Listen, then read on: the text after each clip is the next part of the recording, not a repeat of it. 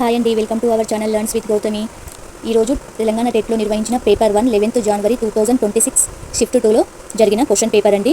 నేను ప్రీవియస్లో 2016కి సంబంధించిన paper 1 and paper 2 psychology bits కూడా నేను వీడియో చేశాను. ఆ లింక్ అనేది డిస్క్రిప్షన్లో ఇస్తాను, ఒకసారి చూడండి. 2016కి 2026కి క్వశ్చన్ ఫ్రేమింగ్ అనేది ఎలా చేంజ్ అయిందో మీరు అబ్జర్వ్ చేయొచ్చు. ఒకసారి ఆ వీడియోని 2016లో జరిపిన సైకాలజీ బిట్స్ కానివ్వండి అన్నీ చేశాను, ఒకసారి అవి చూడండి. ఇవి కూడా చూసి కంపారిజన్ చేసి మనం చదవడం అనేది డిపెండ్ అవుతుందండి. సో దీంట్లో ఫస్ట్ క్వశ్చన్ చూద్దామండి. ఏమంటున్నాడు? యవ్వనారంభ దశ చేరుకోవడం దేనిని సూచిస్తుంది? పెరుగుదల, వికాసం, పరిపక్వత. ఏదండి మనకు అసలు దీంట్లో ప్రతి వర్డ్ని నేను ఎక్స్ప్లెయిన్ చేస్తాను, ఒకసారి చూడండి. పెరుగుదల అంటే ఏంటండి? పెరుగుదల అనేది మనకు 2 టైప్స్ ఉంటుంది. అంతర్గత పెరుగుదల, బహిర్గత పెరుగుదల. అంతర్గత పెరుగుదల అంటే ఏంటి? మెదడు పెరగడం, లోపల గ్రంథులు, గుండె, మెదడు ఇవన్నీ కూడా మనకు అంతర్గత పెరుగుదలకి వస్తాయి. అదే బహిర్గత పెరుగుదల అనేది అంటే బయటికి కనిపించేవండి. వ్యక్తి యొక్క ఎత్తు, ఆకారం, బరువు, కాళ్ళు, చేతులు అనేటివి బహిర్గత పెరుగుదల. సో మరి యవ్వనారంభ దశకు చేరుకోవడం అనేది పెరుగుదల అనేది సూచిస్తుందండి. నెక్స్ట్ డెవలప్మెంట్ అంటే వికాసం. వికాసం అంటే ఏంటండి? మనకు ఒక వ్యక్తి యొక్క పెరుగుదలతో పాటు సంభవించిన గుణాత్మక మార్పు మనకు ప్రత్యక్షంగా ఇది పరిశీలించడం సాధ్యం కాదు, కానీ తను చేసే కృత్యాల ద్వారా మనం ఇది పరిశీలన చేయొచ్చు. వికాసం అనేది ఒక గుణాత్మక మార్పు. యవ్వనారంభ దశ చేరుకోవాలంటే వ్యక్తి అనేది వికాసం కంపల్సరీ పుట్టినప్పటి నుంచి చనిపోయే వరకు వికాసం అనేది ఉంటుంది, కాబట్టి ఇది కూడా యవ్వనారంభ దశ చేరుకోవడానికి చూస్తుంది. నెక్స్ట్ పరిపక్వత. పరిపక్వత అంటే ఏంటండి? అభ్యసనం యొక్క ప్రక్రియ లేకుండా సంభవించే సహజ సిద్ధమైన శారీరక మరియు గతిశీలమైన వికాసమే పరిపక్వత. అంటే దీనికి అభ్యసనం లెర్నింగ్ చేయాల్సిన అవసరం లేదు. పరిపక్వత అంటే ఒక సహజ సిద్ధంగా మనకు తెలియకుండానే జరిగిపోయే ప్రక్రియ.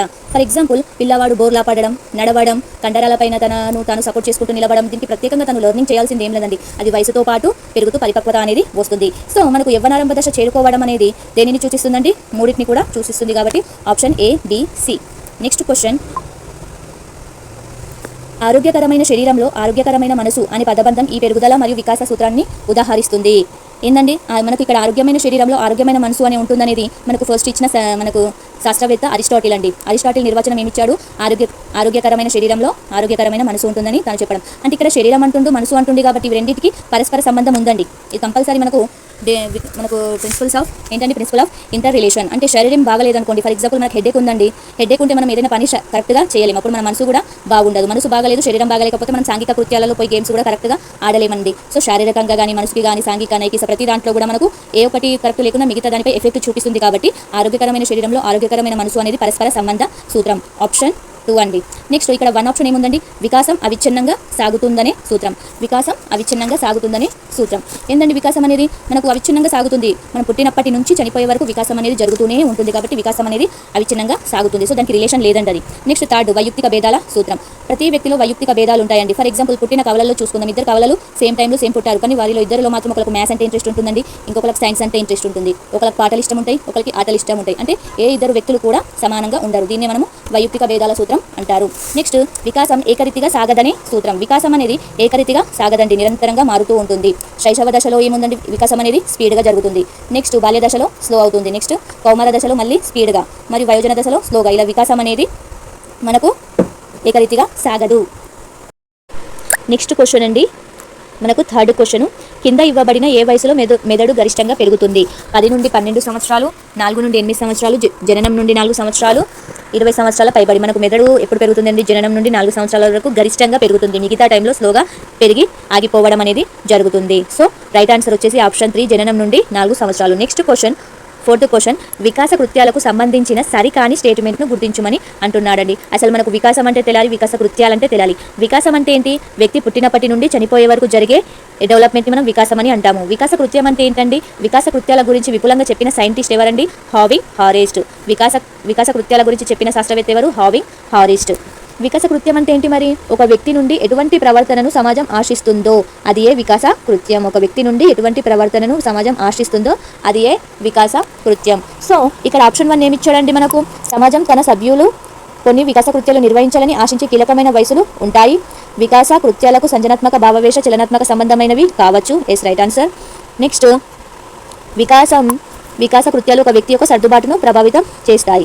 నెక్స్ట్ 4th ఆప్షన్ ఏముందండి? వికాస కృత్యాలు గర్భం నుండి సమాధి వరకు ఒక వ్యక్తి యొక్క వికాస దశలతో ముడిపడి ఉంటుంది. వికాస కృత్యాలు అనేది గర్భం నుండి కాదండి, జననం నుండి అని చెప్పాలి. గర్భం నుండి అనేది తప్పుగా ఉన్న స్టేట్మెంట్స్. మనకు ఆప్షన్ 4 అనేది రైట్ ఆన్సర్ అవుతుంది. Next 5th question. సంభాషణలో భాషా వ్యవస్థను ఉపయోగించే విధానాన్ని వివరించడానికి చామ్స్కీ ఉపయోగించిన పదం. పదం గురించి అడుగుతున్నాడండి. ఇక్కడ సార్వత్రిక వ్యాకరణం అనేది కానివ్వండి, ఏంటి ఉత్పాదక వ్యాకరణం కానివ్వండి, ఆప్షన్ 1, 3 అనేది అతను రచించిన పుస్తకాలండి. ఇక్కడ ఆప్షన్ 2 అనేది సామర్థ్యం కాదండి, పర్ఫార్మెన్స్. కమ్యూనికేషన్ మనం చేసేటప్పుడు, సంభాషణలు చేసేటప్పుడు మనకు అక్కడ ఏం ఉపయోగించాడండి?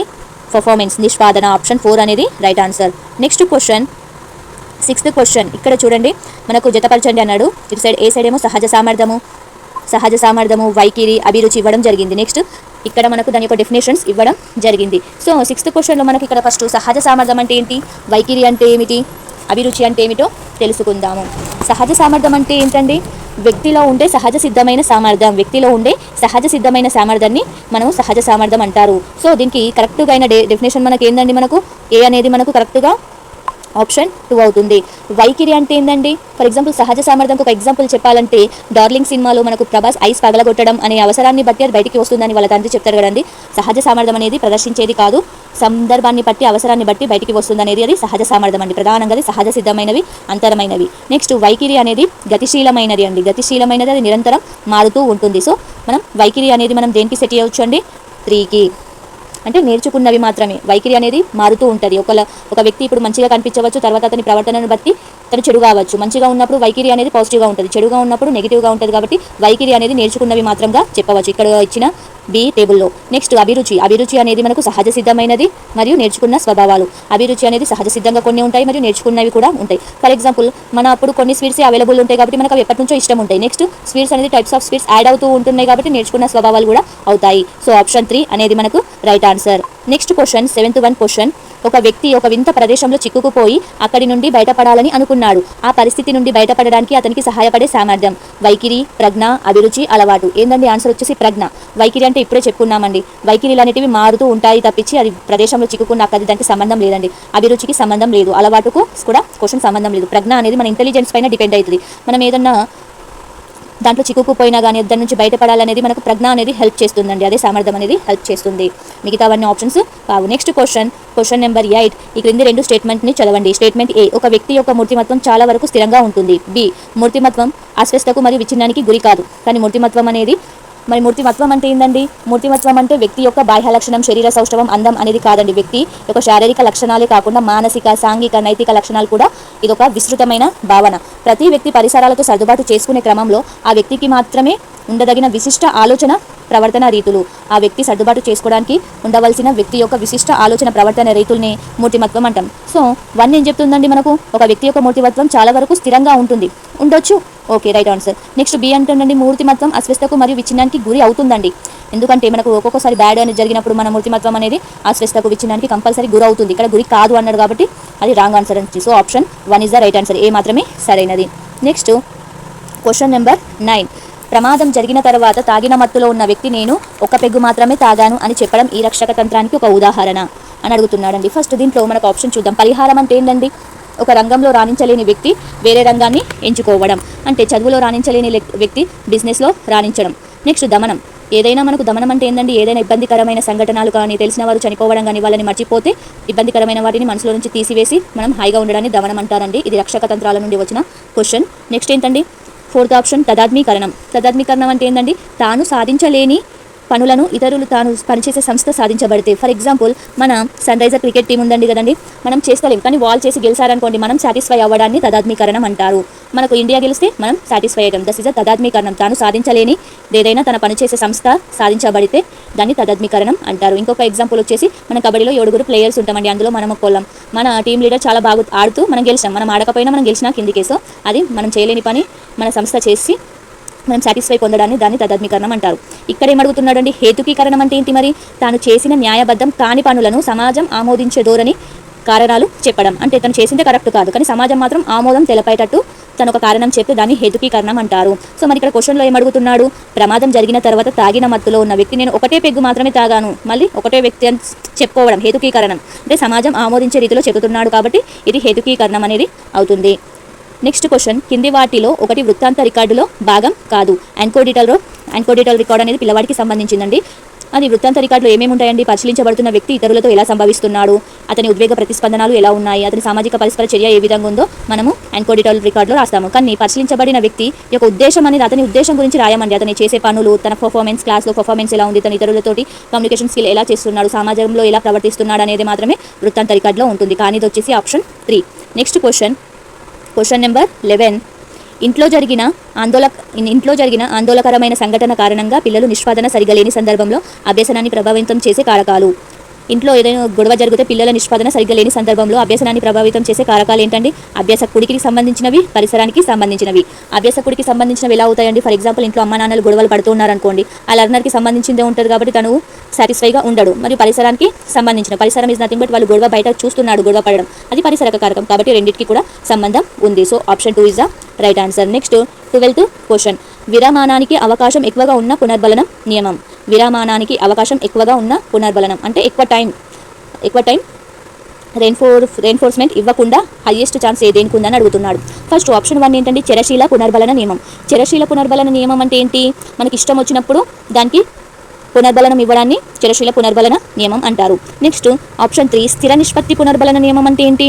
ప్రతి 10 నిమిషాలకు ఒకసారి వెళ్ళి పునర్బలనం ఇవ్వడం, ప్రతి 10 నిమిషాలకు ఒకసారి వెళ్ళి కుక్కకు ఆహారం పెట్టడం, మళ్ళీ 10 నిమిషాలకు ఒకసారి 10 నిమిషాలు ఎగ్జాక్ట్ టైంకి మనము ఏదైనా ఇస్తే దాన్ని స్థిర నిష్పత్తి పునర్బలన నియమం అంటారు. స్థిర విరామ పునర్బలన నియమం అంటే ఏంటండి? ఫిక్స్డ్ ఇంటర్వెల్ రెయిన్ఫోర్స్మెంట్ అంటే నువ్వు 10 లెక్కలు చేస్తే నేను నీకు వచ్చి పునర్బలనం ఇస్తా, మళ్ళీ నెక్స్ట్ 10 లెక్కలు చేస్తే పునర్బలనం అంటే తాను లర్నర్ పైన డిపెండ్ అయి ఉంటుంది. స్థిర విరామ పునర్బలన నియమం. మరి నిరంతర పునర్బలన నియమం అంటే కంటిన్యూగా నిరంతరంగా పునర్బలనం ఇస్తే మనము అక్కడ విరామానికి అనేది టైం ఉండదు. సో అవకాశం విరామానికి అసలు టైమే ఉండదండి. సో దీనికి ఇక్కడ నిరంతర పునర్బలన నియమం ఇస్తున్నట్టయితే విరామానికి అవకాశం ఎక్కువగా ఉన్న పునర్బలన నియమం అవుతుంది. So next question number 13. ఒక వ్యక్తి నిర్దిష్ట ఉద్దీపనకు ప్రతిస్పందించడానికి ఒకసారి నిబంధన చెందితే అటువంటి సమీప స్వభావం గల ఇతర ఉద్దీపనలకు అదే విధంగా ప్రతిస్పందన చేసినట్లయితే దానిని ఇలా అంటారు. విరామాన్, ఉద్దీపన విచక్షణ, ఆయుత్నుత సిద్ధాంతం, ఉద్దీపన సాధారణీకరణ. సేమ్ అండి, రెండు కూడా మనకు ఇక్కడ ఉద్దీపన ప్రతిస్పందన గురించి ఇవ్వడం చెప్పిన పావులా నుంచే వచ్చిన 2 క్వశ్చన్స్ కూడా. విరామం అంటే ఏంటండి? మనం విరామం అంటే ఏంటి? ఆహారం ప్లస్ గంట ఒకటే టైంలో కొడితే పునర్బలం ఇచ్చినట్టు అవుతుంది. కాకపోతే అవి 2 కూడా ఇవ్వకపోతే అక్కడ విరామం అనేది అవుతుంది. ఉద్దీపన విచక్షణ అంటే ఒక పిల్లవాడు తన ఎన్ని బస్సులు అయినా తన స్కూల్ బస్ మాత్రం కనుగోగలుగుతాడు, అది ఉద్దీపన విచక్షణ. ఆయుత్నిత సిద్ధాంతం అంటే, ఆయుత్న స్వస్థం అంటే ఏంటండి? మనము ఇప్పుడు ఫర్ ఎగ్జాంపుల్ ఒక టీచర్ రిటైర్ అయిన తర్వాత కూడా బడి గంట వినంగానే మళ్ళీ స్కూల్కి వెళ్ళిపోవడం, బాగా రోజుల తర్వాత గ్యాప్ ఇచ్చినా కూడా మళ్ళీ ఉద్దీపన రాగానే వెళ్ళిపోవడాన్ని మనం ఆయుత్నాసిత స్వస్థం అంటారు. మరి ఉద్దీపన సాధారణీకరం అంటే ఏంటండి? ఒకసారి నిబంధన చెందిన అటువంటి సమీప స్వభావం గల ఉద్దీపనలు. అదేవిధంగా ఫర్ ఎగ్జాంపుల్ కానిస్టేబుల్కి భయపడిన ఒక చిన్న పిల్లవాడు మనకు బస్ డ్రైవర్, బస్ కండక్టర్ కూడా అదే కాకి చొక్కను వేసుకుంటారు కాబట్టి వాళ్ళని చూసి కూడా కానిస్టేబుల్ అనుకొని భయపడడాన్ని ఉద్దీపన సాధారణీకరణం అని అంటారు. ఆప్షన్ 4 అనేది right answer. Next 14th question. అభ్యాసించిన ప్రవర్తన యొక్క క్షాయం తారండైన్ యొక్క ఈ అభ్యసన నియమానికి సంబంధించింది. ఇక్కడ నెగిటివ్ సెంటెన్స్ అంటుందండి. క్షాయం అంటే ఏంటండి? నిరుపయోగ నియమం. ఆప్షన్ 4 ఏమవుతుంది? నిరుపయోగ నియమం. సంసిద్ధత నియమం, ఉపయోగ నియమం, ఫలిత నియమం అనేది అన్ని కూడా పాజిటివ్గా ఉన్నాయి. నిరుపయోగ నియమం అనేది నెగిటివ్గా ఉంది. Next 15th question. శరణ్ అనే చిన్న పిల్లవాడు చాలా సేపటి నుండి తనకు ఇష్టమైన టీవీ షో భీమ్ చూస్తున్నాడు. అతని తల్లి నువ్వు ఇప్పుడు పడుకోవాలి, టీప్ ఆపివేయాలి మరియు భీమ్ని కూడా ఇప్పుడు నిద్రపోనివ్వాలి అని చెప్పింది. పియోజే ప్రకారం పిల్లవాడు ఈ సంజనాత్మక వికాస దశలో ఉన్నాయి. పియోజే సంజనాత్మక దశలు ఏంటండి? 4. జ్ఞానేంద్రియ దశ, పూర్వ ప్రచలక దశ, మూర్త ప్రచలక దశ, అమూర్త ప్రచలక దశ. జ్ఞానేంద్రియ దశ ఏంటండి? 0 to 2. పూర్వ ప్రచలక దశ 2 to 7. మూర్త ప్రచలక దశ 7 to 11. అమూర్త ప్రచలక దశ 12+. మరి ఇక్కడ పూర్వ ప్రచలక దశలో పిల్లవాడికి చిన్న బొమ్మను స్నానం చేయించడం, తదత్మీకరణం పొందడం, ఇవన్నీ కూడా పూర్వ ప్రచలక దశలోనే ఉంటాయి. అయ్యో నేను కూడా భీము, నేను చూస్తే వాడు కూడా పడుకోవడని వాళ్ళ మమ్మీ ఏం చెప్పింది? నువ్వు వండుకుంటే భీమ్ కూడా పడుకుంటాడని చెప్పింది. కాబట్టి అలా నమ్మడాన్ని పియోజ అనేది పూర్వ ప్రచలక దశలో జరుగుతుంది. మూర్త ప్రచలక దశలో ఏమవుతుందండి? మూర్త ప్రచలక దశలో పిల్లవాడు కనిపించేదానికి రెస్పాండ్ అవుతాడు. అమూర్త ప్రచలక దశలో మనకు పిల్లవాడు హయ్యర్గా ఆలోచించడం జరుగుతుంది. Next question 16th. ఒక వ్యక్తి రామాయణం చదవడం మరియు ఇష్టపడడం వల్ల రాముని లక్షణాలను ఆచరించడానికి ప్రయత్నిస్తాడు. ఇది దేనికి ఉదాహరణ? రామాయణం చదవడం అంటే పరిశీలిస్తున్నాడు, వ్యక్తి ఇమాజినేషన్ చేసుకుని పరిశీలించి తను ఫాలో అవుతున్నాడు కాబట్టి ఇది పరిశీలనాత్మక అభ్యాసనం. బండారు రచించిన పరిశీలనాత్మక అభ్యాసానికి ఉదాహరణగా చెప్పవచ్చు. ఊహాత్మక అభ్యాసనం కాదు. సమైక్య అభ్యాసనం అంటే ఏంటండి? సమైక్య అభ్యాసనం అంటే ఒక సమస్యకు ఒకే ఆలోచన రావడం సమైక్య అభ్యాసనం అవుతుంది. సృజనాత్మకత అంటే కొత్తగా చేస్తలేడు. సో ఒక రాముని గురించి చదివి నేర్చుకొని తనలాగా ప్రవర్తించడాన్ని పరిశీలనాత్మక అభ్యాసనం అంటారు. Next question. వైగోర్స్కీ పిల్లవాడిని మరియు సామాజిక పరిసరాన్ని ఇలా పరిగణించాడు.